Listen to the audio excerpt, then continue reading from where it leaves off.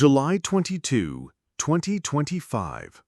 News sites from Fox 5 DC, AP News to the Scottish Sun simultaneously reported Ozzy Osbourne, the legendary singer of Black Sabbath, passed away at his home after a stroke at the age of 76.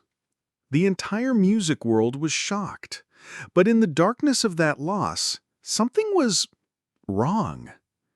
According to many sources close to him, Ozzy lived a very quiet life in his final days, completely opposite to the rebellious image he had built.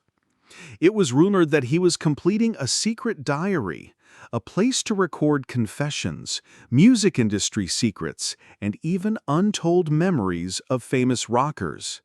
But that diary, no one had ever seen it. At the private funeral, his son, Jack Osbourne, choked up and shared, he was ready to tell the truth, but there was no time. The question that haunts fans the most, what made Ozzy choose to stay silent until the very end? And what did he not have time to say? John Michael Osbourne, whose birth name few remember, was born in 1948 in Aston, Birmingham, England, one of the poorest industrial areas of Britain at the time. His family was not well off. His father was an assembly worker, his mother worked in a factory, and Ozzy was one of 6 children crammed into a cramped home. Ozzy was diagnosed with dyslexia as a young boy, which prevented him from keeping up with his studies. This led to him being bullied and labeled useless by his teachers. In an interview, he bitterly admitted, "I learned more from Tony Iommi's guitar playing than I did from 10 years of school." Ozzy's childhood was not an inspirational tale.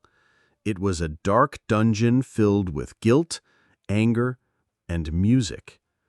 It was in that Aston neighborhood, where industrial smoke filled the sky, that Ozzy met Tony Iommi, the man with whom he would form the band Black Sabbath and send heavy metal into history. When Black Sabbath released their debut album in 1970, Britain, and then the world, was mesmerized by a dark, heavy metal sound unlike anything that had come before.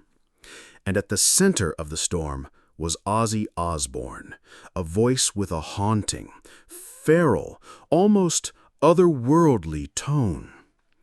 Ozzy became a living legend, dubbed the Prince of Darkness. But the darkness he brought to his music also gradually seeped into him.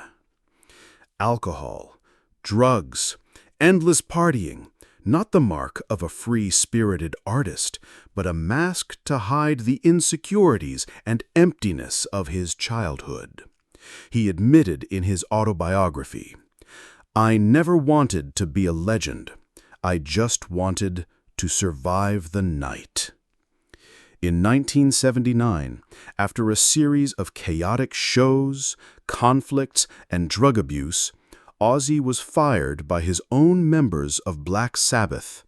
That moment marked not just the end of an era, but the beginning of an unprecedented decline. After being fired by Black Sabbath, everyone thought Ozzy would disappear.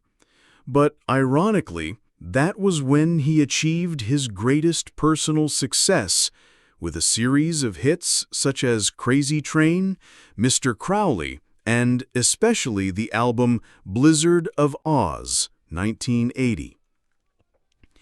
However, the spotlight could not save him from another darkness, quieter, more insidious, that was slowly eating away at his body.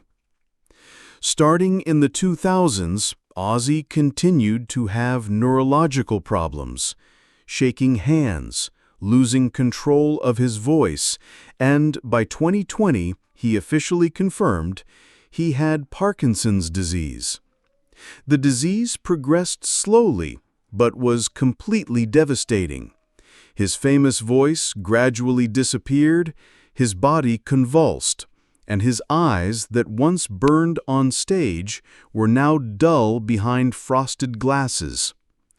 However, he still appeared in public, leaning on a cane, shaking but smiling, an image that left millions of fans speechless, not because of greatness, but because he lives, literally, every last day as a farewell.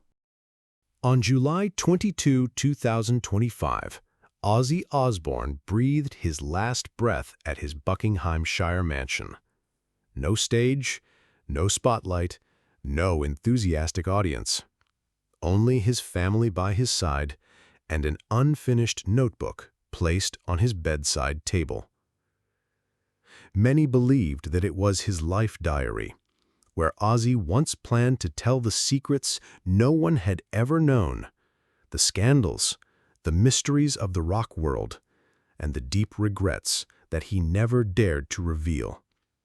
But that diary, until now, no one has ever seen it.